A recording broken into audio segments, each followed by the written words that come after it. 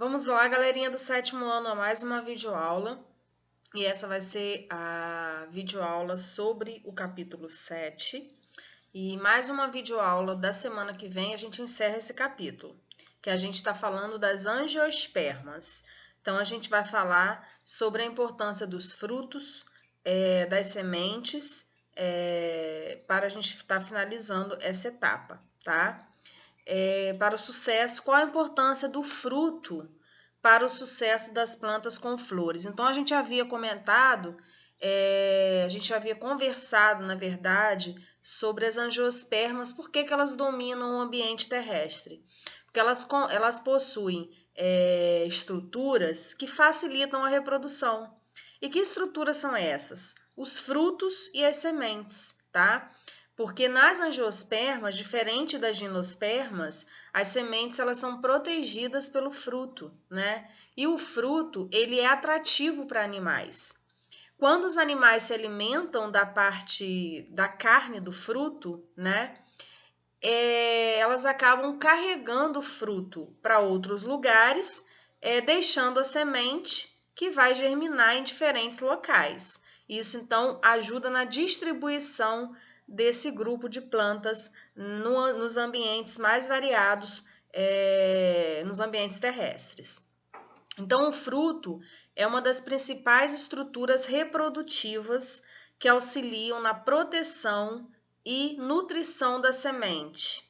Em determinado momento do desenvolvimento da planta, quando o fruto torna-se comestível, com sabor adocicado ou de odor agradável, os animais se alimentam e dispersam a semente, que cai em solos próximos ao da planta mãe, ou com a ajuda dos ventos, da chuva, rios e também de animais, podem ser dispersos para diversas partes do mundo. Então, isso aí é uma grande vantagem para esse grupo de plantas possuírem o fruto, já que aí auxilia na reprodução.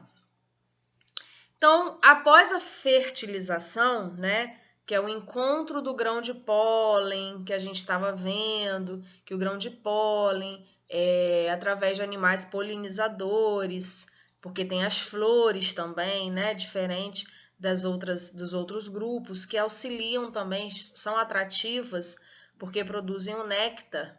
Então, aí os animais pousam nas flores e com isso carregam o grão de pólen e que cai na outra flor, facilitando aí a fecundação, a fertilização, que é o grão de pólen quando cai e atinge lá o óvulo, né? E aí acontece o desenvolvimento aí. Após a fertilização, o óvulo vai se desenvolver na semente. E dentro da semente tem um embrião, né? Que vai dar origem a uma nova planta. Já o ovário, que a gente viu a estrutura da flor, né? Da parte do ovário, ela vai desenvolver o fruto. Então, o óvulo desenvolve a semente e o ovário da flor desenvolve o fruto. O esquema do fruto. O fruto, ele tem essas partes que faz parte do que a gente chama esse conjunto aí de estruturas de pericarpo. E o pericarpo, ele é formado pelo epicarpo, pelo endocarpo, pelo mesocarpo e a semente. Então, isso é um fruto, as partes do fruto. A semente é fácil da gente identificar, né? Todo mundo identifica a semente de um fruto. Já, o que seria o epicarpo? O epicarpo é essa parte aqui externa do fruto, é a casca do fruto, né? Seria a parte mais externa do fruto. Logo depois vem o mesocarpo. O mesocarpo, meso fica no meio entre o epicarpo e o endocarpo. Então, o mesocarpo é a parte da carne da fruta, né? Que a gente chama assim. É a parte comestível do fruto, é o mesocarpo. E logo depois vem o endocarpo. O endocarpo, ele fica bem próximo à semente, né? Então, é aquela capinha que reveste ali a semente.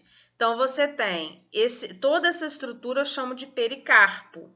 Então, você tem a semente, vamos voltar lá. A parte mais externa do fruto, que é a casca, eu vou chamar de epicarpo. A parte comestível do fruto, a carne do fruto, eu vou chamar de região do mesocarpo. E a parte que fica próxima à semente, eu chamo de endocarpo, ok? E aí, os frutos, eles podem ser classificados podem ser classificados em frutos secos, frutos deiscentes, frutos monospérmicos, frutos carnosos, frutos indeiscentes ou frutos polispérmicos. Então, a gente vai ver um pouco de cada um desses tipos. O fruto pode ser classificado de acordo com o tipo de pericarpo que apresentam. De acordo com sua deiscência, os frutos podem ser fruto deiscentes ou fruto indeiscentes. O fruto pode ser classificado também de acordo com o número de sementes que eles apresentam. Então, de acordo com o pericarpo, voltando ali, o pericarpo é toda aquela estrutura ali do epicarpo, endocarpo, mesocarpo. Então, de acordo com o pericarpo, ele pode ser fruto seco ou fruto carnoso. Um exemplo aqui de pericarpo, fruto seco, é pobre em água, sem muitas substâncias nutritivas encontradas, geralmente acumulada na semente. Exemplo, ervilha, castanha. Pode ser também um fruto carnoso. Esse é um fruto rico em água e também em substâncias nutritivas, constituindo geralmente o mesocarpo, que é aquela parte comestível. Maçã, limão, por exemplo. De acordo com sua deiscência, os frutos podem ser deiscentes ou indeiscentes. Quando que ele é deiscentes? Quando o pericarpo, ele abre quando está maduro. Então, esse fruto, ele abre permitindo a saída das sementes. Como exemplo, a ervilha. Já a maçã é um fruto indeiscentes. Por quê? Porque ele não abre quando ele está maduro. Né? O animal que vai ali, nós, né, seres humanos, comemos e até encontrar a semente. Não há saída, não é permitida a saída da semente na época que o fruto está maduro. Exemplo, limão, maçã, laranja, limão, né, que eu ia falar. Os frutos podem ser classificados com número de sementes. Então, se ele tem apenas uma semente, como o pêssego, o abacate, ele é chamado de monospérmicos. Já o fruto que a gente abre, encontra um monte de sementinhas, ele é chamado de polispérmicos, ok? Exemplo, laranja, melão. Pseudofrutos. Pseudo é falso. Pseudofrutos são falsos frutos. Por que que eu digo que ele é um falso fruto? Porque essa estrutura, o fruto não vai se desenvolver do ovário da flor, tá? Então, quando o fruto ele não se desenvolve no ovário da flor, ele se desenvolve de outras estruturas, eu chamo esse fruto de falso fruto, de pseudofrutos. Então, ele tem uma estrutura carnosa, ele contém reservas nutritivas, só que ele se desenvolve de outras partes da flor, que não é o ovário. Ele pode ser simples, provenientes do desenvolvimento do pendúculo ou do receptáculo de uma só flor, como exemplo, o caju e a maçã. Então, ele é formado aqui do receptáculo floral. Então, o fruto não é desenvolvido do ovário da flor. O caju aqui também é um pseudofruto, tá? Essa parte aqui é um falso fruto, na verdade. E aí, porque ele também não foi ele se desenvolveu do pendúculo, não foi do ovário. Ou ele pode ser composto, quando ele vem do desenvolvimento do receptáculo de uma única flor, com vários ovários. E aí ele também, o exemplo aí, o morango, o fruto são esses pontinhos pretinhos, né? Não é a parte vermelhinha do morango. Então, como ele foi originado do receptáculo e com vários ovários, mas ele foi originado fruto do receptáculo de uma única flor, ele é chamado de composto. Múltiplos ou inflorescência, ele é proveniente do desenvolvimento de uma inflorescência. Inflorescência a gente já sabe o que é. Então, amora, abacaxi, figo, também não foi desenvolvido do ovário da flor. Quais são as funções da semente? Serve para proteger, né, e na maioria das vezes nutrir o embrião. Então, a semente, ela dá condições ao embrião dele se manter até que ele caia num solo fértil para se desenvolver. Então, enquanto a semente ainda não tem as primeiras folhinhas, então não tem como ela realizar a fotossíntese. Então, da onde que esse embrião vai tirar esses nutrientes? Da semente, tá? Então, ele protege, né, da temperatura, da umidade, né, de bactérias, de fungos, protege o embrião e também ele fornece nutrientes, tá? Até que a semente germine. A semente, então, é o óvulo modificado e desenvolvido. Toda semente possui um envoltório mais ou menos rígido, um embrião inativo da futura planta, porque o embrião está meio que dormindo, né? Até ele se tornar ativo, ele tem que cair no solo, ter temperatura, ter a água adequada para ele despertar. E um material de reserva alimentar chamado endosperma ou albúmen.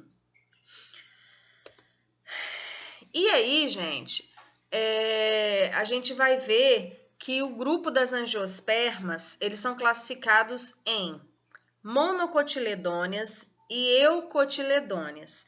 E aí, por que eles são classificados assim? Eles são classificados assim porque essas angiospermas possuem características diferentes, tipo de raiz, a semente, o caule, o tipo de folha, a flor, tudo isso diferencia. Então, os cientistas observaram essas diferenças e tiveram que classificá-las.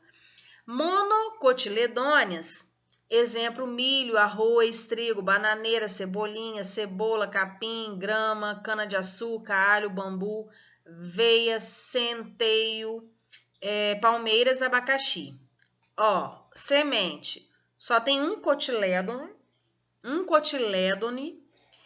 a raiz das monocotiledôneas é fasciculada, então é aquela raiz que não tem uma raiz principal, ela é cheia, ela é uma raiz tipo uns cabelinhos mesmo, né? O caule, feixes vasculares espalhados. A folha tem a nervura paralela, então você vê que tem uns nervinhos, ó, um do ladinho do outro. E a flor geralmente é trímeras, o que é isso? Com 3 pétalas formando. Já as eucotiledôneas, eu tenho feijão, soja, ervilha, roseira, goiaba, limão, laranja, mamão, café, abacate, jabuticaba, cacau, manga, tomate, mandioca, peroba e etc. e outras. Eu já não tenho mais um cotilédone só, eu tenho 2 cotilédones na semente. A raiz é axial ou pivotante, é aquela que tem a raiz principal, onde surgem aí nas laterais algumas raízes, feixes vasculares agrupados e as folhas, a nervura é em forma de rede. Então, não tenho mais uma nervura bonitinha, uma do ladinho do outro, paralela à outra. Eu tenho nervuras partindo de todos os lados. E as flores geralmente são pentâmeras, ou seja, você tem 5 pétalas, né? Então, essas são as diferenças que eu tenho que saber das monocotiledôneas para as eucotiledôneas. No livro de vocês, vem falando quanto a quantidade de cotilédonos na semente, a raiz e a folha, tá? Não vem falando do caule nem da flor. Então, se eu for cobrar numa avaliação, eu vou cobrar mais o tipo de semente, a raiz e a folha, para diferenciar a monocotiledônea das eucotiledôneas. Tranquilo? Essas aqui são as partes de uma semente. Então, uma semente é formada de endosperma, de cotilédone, de caulículo, radícula. Aqui eu tenho de milho, aqui eu tenho de feijão. O que são essas estruturas? Essas estruturas são células especializadas em nutrição e proteção da planta, da semente, desculpa. Então, é o que vai dar toda a parte, fornecer todos os nutrientes, tá? Para o embrião, que ele precisa, né? Que a gente já falou. Disseminação das sementes. Eu botei isso também para vocês, não tem no livro, mas eu achei interessante. Quando a disseminação ocorre da semente através dos ventos, eu tenho um tipo de disseminação chamado anemocória, tá? Quando ocorre por animais, eu chamo essa disseminação de zoocória. E quando ocorre pela água, hidrocória. Eu achei interessante. Disseminação das sementes. Anemocória, transporte das sementes feitas pelo vento. Por que é interessante eu colocar isso para vocês? Todo ser vivo na natureza, durante sua evolução, ele se adapta, né? Então, se eu estou falando de um transporte de uma semente pelo vento, ela tem aí estratégias, né, que facilitam essa disseminação. Por exemplo, esse dente de leão aqui, o que acontece? Ele é um fruto seco, então ele não é atrativo, né? Então, o que acontece?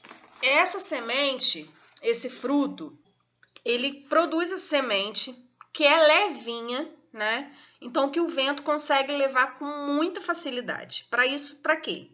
Para facilitar essa disseminação, tá?